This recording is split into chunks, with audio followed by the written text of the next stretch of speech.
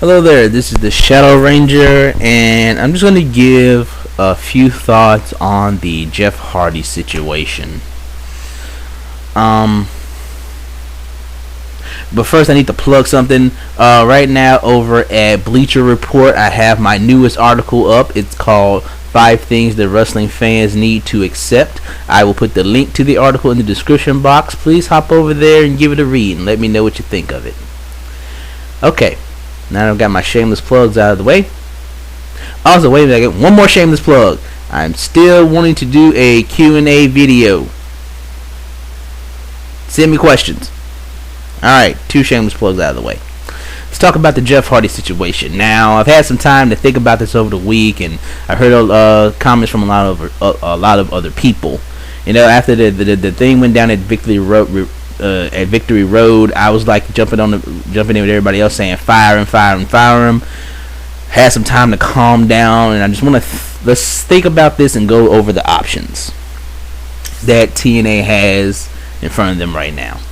Now, if you saw Impact this week, they totally threw Jeff Hardy under the bus. They trashed him in the first segment. And what I liked about that scene is you heard 2 different messages. The casual fans who watch at home, who aren't on the internet, they heard one thing in what Hogan said. People like us, we heard a whole different message. See, we all knew what Hogan was really talking about. You know, listen to that promo again. You know, he embarrassed Immortal. Yeah, you know, it replaced Immortal with this entire company and the wrestling business as a whole. We knew what he was really talking about. Hogan took the Hardy belt and just threw it out, tossed it out of the ring like it was nothing. I mean, he didn't even look at it. Sting handed it to him. He tossed it out of the ring. It's nothing. Fuck this. And after the way they trashed him, I like that they did this. They kind of set it up to bring Jeff Hardy back as a face down the line. Now that leaves us with the question of what should be done about Jeff Hardy. I think TNA should make him go to rehab. Just give him the ultimatum: rehab or fired. Here's the thing: he doesn't have a choice. I hope TNA realizes, Dixie Carter realizes, Dixie Carter is a very nice woman, and it sometimes is detrimental to her. I hope she realizes that she has the power in this situation. She's the one in the driver's seat. Jeff Hardy needs TNA more than TNA needs Jeff Hardy right now. He can't go back to WWE. They're not going to touch him. Vince McMahon ain't going to touch him. Especially with WWE being PG now, and there's still rumors that Linda McMahon might again try to pursue a career in politics. You know, there's rumors that there's some other political positions that might become available in Connecticut that she might run for, and there's talk that she might try to run again in a few years. And they can't bring back Jeff Hardy now. That if that kills her if she ever wants to run. That's gonna hurt her if she ever wants to run for another political office, which I've read reports that she is considering it. Some things in 2012. And with WWE going PG now, I mean, Jeff Hardy's just bad press for them, especially them going PG. Although I would like to see Jeff Hardy go back to WWE as a heel. I think there's some really good potential in WWE for the Antichrist of professional wrestling. I could really get into that. I could really get into, like, you know, thinking about a feud between him and Cena. John Cena feuding with the Antichrist of professional wrestling, Jeff Hardy. I think you could get some really good stuff there. Anyway, TNA could just give Jeff ultimatum. Look, you go to get your legal situation under control first, and then go to rehab. He doesn't have a choice. If TNA tells Jeff Hardy, okay, rehab or released, he's gonna go to rehab. There's nowhere else for him to go. Like I just said, for a myriad of reasons, he can't go back to the WWE, and he can't work the indies because no indie promoter's gonna hire him. With his track record, I mean, they've seen how he showed up. I mean, every indie promoter knows the story of Jeff Hardy showing up unable to compete and out of it and high and wasted. I mean, this is not the first time that it's happened, and they're not going to trust him. An indie promotion, because an indie promotion can't afford to have that happen. No indie promotion could afford to get Jeff Hardy, pay him to come up, show up, promote him, sell people tickets, and put up posters saying Jeff Hardy's going to be at this promotion. Jeff Hardy's going to be here. Jeff Hardy's here. Jeff Hardy's here. Buy tickets to our indie show to see Jeff Hardy, and then have Jeff Hardy show up unable to compete, and then they can't put him on. I mean, and then all those fans are just not going to buy tickets to the indie show anymore because the indie show didn't deliver what they promised. No indie promotion can afford to risk that. Because Jeff Hardy's expensive, and a clean and sober Jeff Hardy is worth the money, but Jeff Hardy that might show up drunk, high, blazed, and can't compete, that and then have to refund all those people's money, an indie promotion can't afford to do that. So he can't go work the indies. TNA's his only option. And with his legal issues, he probably can't go do a whole lot outside the country. And either way, with his personal demons, very few people are gonna be willing to touch him. TNA might be the only company that's willing to even give him a chance, so they can just tell him, look, it's rehab or released. That also brings up the question, can TNA afford to lose Jeff Hardy? I mean, he is a draw for them. He is one of their best merchandise sellers. And I fear that that's going to make them not put any punishment on him.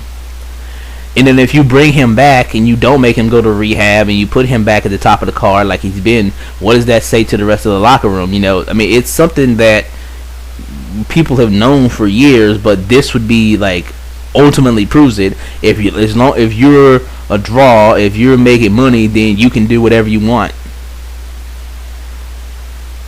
I mean, they're gonna have a very unhappy locker room if nothing's done to him. I think at least TNA needs to at least make him go to rehab. And if he can get his legal situation under control, and if he can get himself clean, I would not be opposed to TNA bringing him back. I don't think he should be pushed to the top of the card for a very long time. He needs to redeem himself. That's what I would get. That's all I think TNA should give him. A last chance, one last chance to redeem himself. I think if Jeff Hardy could go to rehab, get himself straightened up, realize that he's a husband and father now, and he needs to have his head on straight, I wouldn't be opposed to TNA bringing him back, but I wouldn't put him at the top of the card for a very long time. I mean, if I was going to bring Jeff Hardy back, I would talk about his personal demons. I would do an angle of a redemption angle. When Jeff Hardy comes in and says that you know he needs to, that he learn from his mistakes, that he wants the opportunity to. I would have Jeff Hardy come out in a promo, normal clothes, sad looking, and just talk about what happened at Victory Road, how he embarrassed himself, embarrassed his brother, embarrassed his wife and child, and he embarrassed this company. Have him come out and right in front of the crowd and say, I did that, and I'm asking for a chance to redeem myself. And if you have him babyfaces that is trying to redeem himself, I think people would get behind it and really be into him again. And have Jeff Hardy sort of like this sort of anti-hero. He's kind of like when Sting was trying to take out the NWO. You know, Sting is there to fight the good fight and take out all the evil.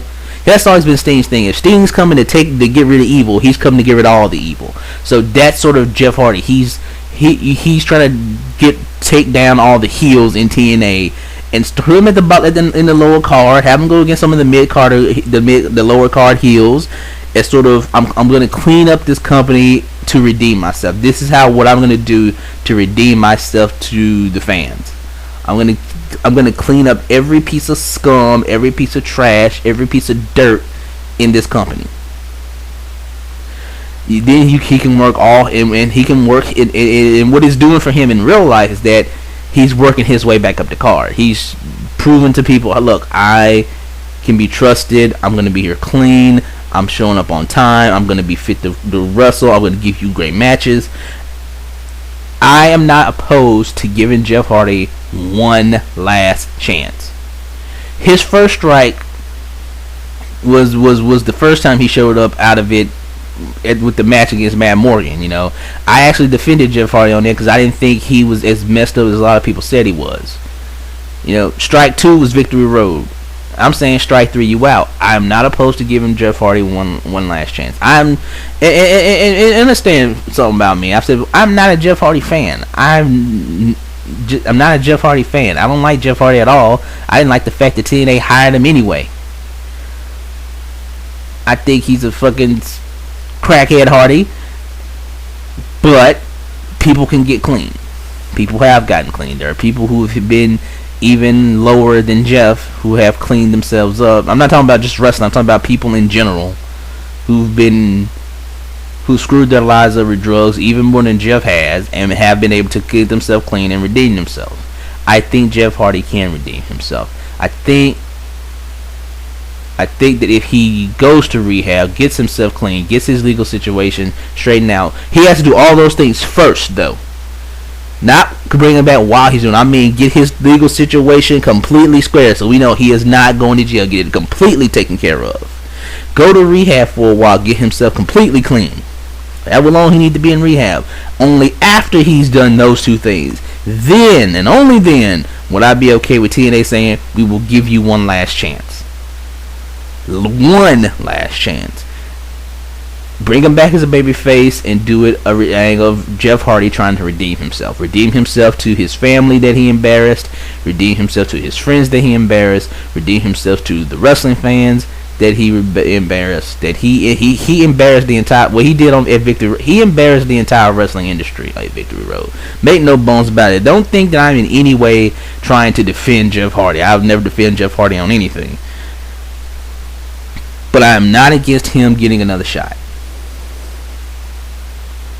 So that's where I'm going to leave it at on Jeff Hardy. Get himself clean, get his legal situation straightened up, go to rehab. Then I'm okay with TNA giving him a last chance to do something. Because I think that Jeff Hardy, with his head on straight, can be with his head on straight, without his personal issues, would be a very good asset to TNA and a good addition to their roster. Even though I'm personally not a fan, a lot of people really do love Jeff Hardy, and there's a lot of fans of his that are even supporting him throughout this issue, and there's a lot of people saying don't fire him, and I'm saying give him a chance. Give him one last chance. If he can clean himself up and get his legal situation taken care of, I say go ahead and give him a last chance. A clean and sober, with his head on straight Jeff Hardy is a very valuable asset to any pro wrestling company. Now, as far as Immortal, they started teasing a new centerpiece for Immortal on Impact this week. They teased two guys, and I could see either guy joining up. Now they teased more of it being Anderson, but I think they could possibly do the swerve and go with RVD. And let me take a swallow of soda real quick, and then I'll talk some more about this. Excuse me just a second.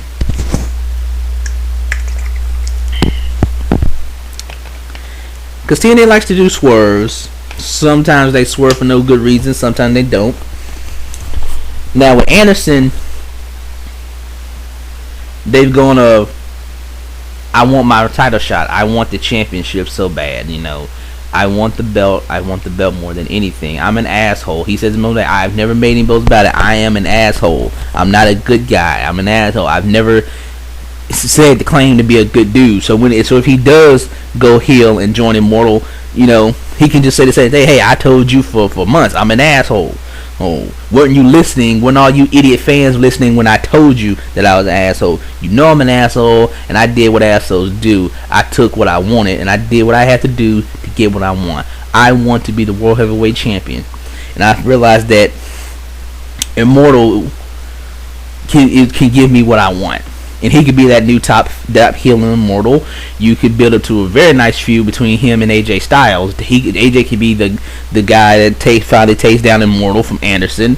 Plus, AJ and Anderson will put on a very good match. You don't have to worry about, and unlike Jeff Hardy, you don't have to worry about Ken Anderson showing up to a pay-per-view unable to compete. You know, Anderson got hurt so much back in WWE, people used to call him Mr. Injury. But that lighter road, that lighter TNA road schedule has really been good for him. He's only got injured once, and that's because Jeff Hardy smacked him upside the head with a chair. So that could be a pretty good feud to go with down the line as you come down to the end of the Immortal storyline. Speaking of which, I need to get back to doing my After Immortal series. The other guy they teased is Rob Van Dam. I think there was some teasing with Rob Van Dam going on with Immortal 2, especially with Jeff Hardy no longer in Immortal. That makes it much. I could really see Rob Van Dam joining. And I could see him getting the assist from Immortal and winning the title and becoming their new, their new Immortal champion and taking over. Because I could see him doing sort of that if you can't beat him, join him. It's similar to what Jeff Hardy did. Hey, what did kissing the fans' ass for all these years get me? It didn't get me nothing. If you can't beat him, join him. Try to kissing the fans' ass and fighting Immortal. What did that give me? That got me beat the shit by Abyss and left a bloody mess and almost died. Joining with Immortal has made me the world heavyweight champion. And I think it would be harder with RVD to get him over as a heel. I think he'd have to become like kind of corporate to get over, like Rob Van Dam coming out. Like you'd have to change his theme music. He'd have to start coming out to like the Immortal theme, maybe do the old start wearing like suits and ties. It'd have to be a very, very drastic change for RVD. I think like RVD turning heel and joining Immortal, becoming the new Immortal champion. Their corporate champion, a la The Rock. Would be harder to sell. I think it's going to be harder to get people to boo RVD. But Anderson's more predictable. But with Anderson, it's a little more predictable. But I think with Impact this week, they set them both up nice. They set it up to make. I think they did a very good job of making you think Anderson's going to turn heel and join Immortal and become that new centerpiece, so that they could then swerve and make it RVD to get the surprising heel turn. Because TNA's pretty good with surprises when they pull them off well. A lot of times their surprises are really horrible and awful, but when they pull off with TNA, surprises always end up being really bad or really good. When they pull off a surprise well, it's always really, really good. But when it's bad, it's really, really bad. I mean, the last, like the Jeff Hardy heel turn, nobody saw that coming. That was a really good surprise. When they announced the signing of Kurt Angle, that was a really good surprise. When they do surprises well, they're always really, really good. But when they do surprises bad, they're always really, really bad. And unfortunately, they do more bad ones than they do good ones. So that leaves us two possibilities. They set up Anderson to possibly turn heel and join Immortal, or Rob Van Dam to turn heel and join Immortal. I think Anderson, it would give you better matches and better promos to feud with. Him going against like AJ as a feud, I think more people would be into that. Rob Van Dam would be more shocking. However, I really wouldn't care to see Rob Van Dam. Rob Van Dam just really does nothing for me. So if they're gonna turn somebody, I'd prefer it to be Anderson. I'd rather you go with the more obvious one and make it Anderson than go with the surprise and have it be Rob Van Dam. Okay, I'm at 19 minutes, so I'm going to go ahead and wrap this video up. Okay, this is the Shadow Ranger. Thank you for listening. Check out my new article on Bleacher Report. Send me questions for a Q&A. Have a nice day.